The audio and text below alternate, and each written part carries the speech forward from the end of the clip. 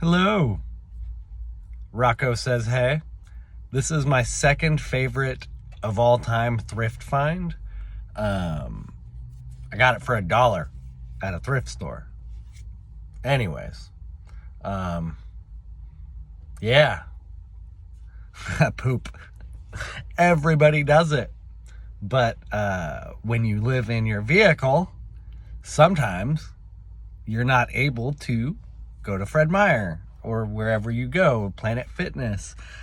Sometimes at 2 or 3 o'clock in the morning, occasionally you get a rumbly in your tumbly. And yeah. So a lot of people have little portable toilet things that you essentially just poop into a bag, like a camping, almost like a camping setup, right? Some places you camp, you have to like poop into bags and then bury it and whatnot.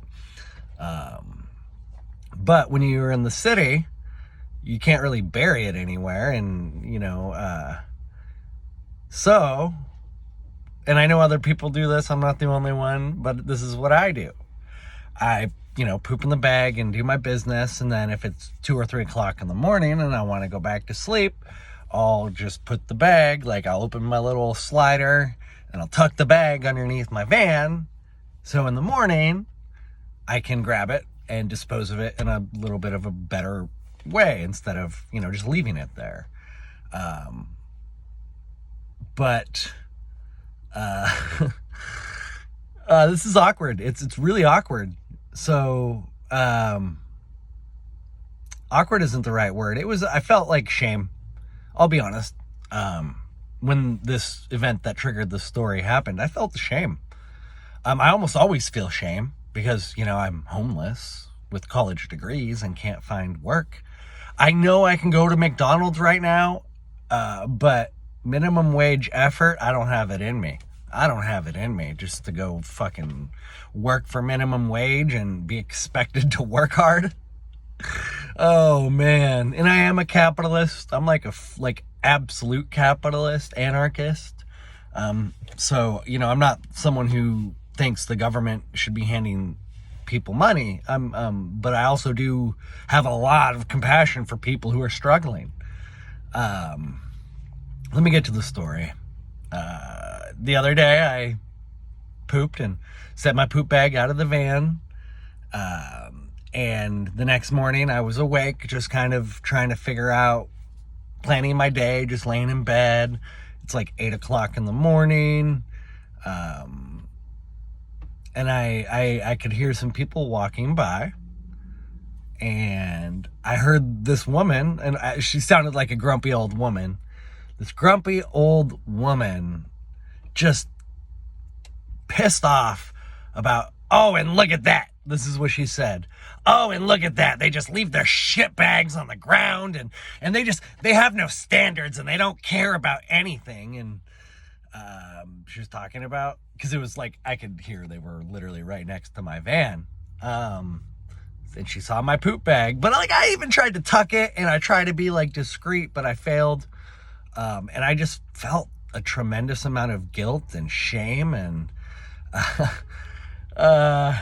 I'm smiling, but that's like, I smile. This is like a coping mechanism. Sometimes I laugh in really uncomfortable situations because that's how I cope. What are we to do there? What do we do? What better, like that lady, grumpy old lady, probably has a free bedroom in her house, but you know what? She's not going to open it up, and I don't blame her.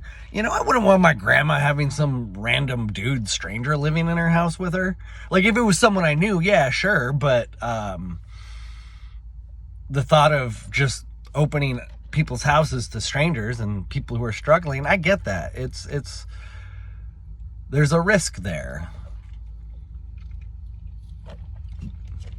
And it man, don't even I won't get started, but I'll just mention we have so many immigrants on so many welfare programs, shelters, housing, SNAP benefits.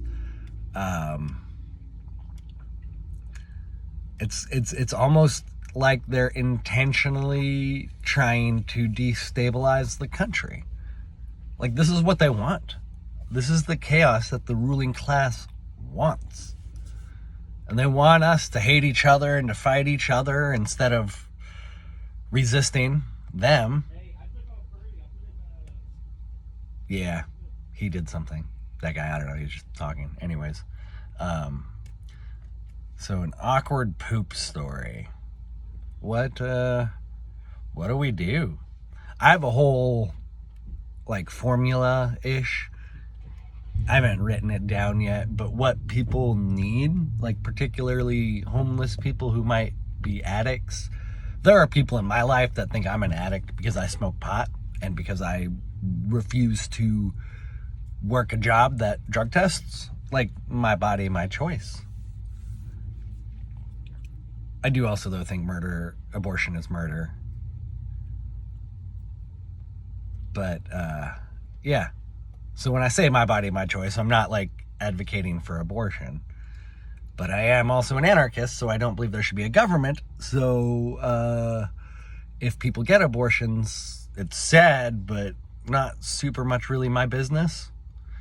Like, I get that it's murder, and murder is happening in my community, but, you know, if it's not, like, anyone in my family, like, if it's not my daughter, if I ever am blessed enough to have children, you know, yeah. Anyways, where was I going? Oh, people think I'm an addict because I smoke pot, and refuse to work for jobs that drug test for pot, which, okay, whatever.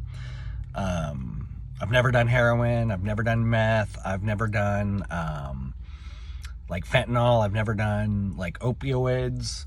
I smoke pot, and I do mushrooms. I like mushrooms. Oh, I did do ketamine therapy. Like, it was a controlled sort of thing. That was nice. But anyways, what homeless addicts and what us on the street, what we need is we need housing, you know, and it's kind of implied that this is all affordable, right? So we need affordable housing. We need work. And so there's a connection with affordable housing and work. Like, if you make enough money so that your housing isn't the biggest chunk of your paycheck, or it's not, like, absurd, then it's affordable, right? So you need quality work, affordable housing, meaningful community and connections. And within that, we could call, like, hobbies, I think. Hobbies and volunteering. So hobbies cost money, and volunteering costs energy. And so if you're broke, physically, mentally, financially, you don't have the money to invest in hobbies or the energy to invest in volunteering. So it all is connected to the fact that people need adequate resources. And I believe, yes, people should contribute to society.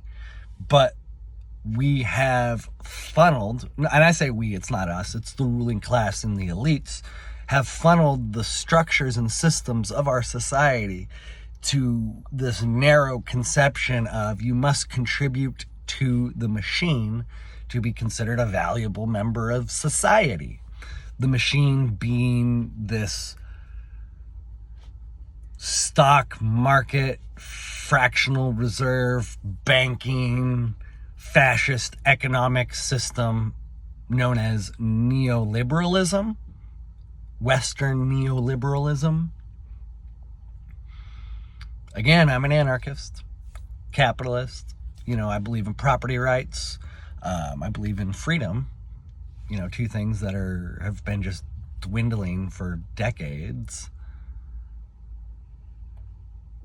And so when we talk about contributing to society, there are so many ways people can contribute to society, and we need to find ways to make it viable for people to contribute to society.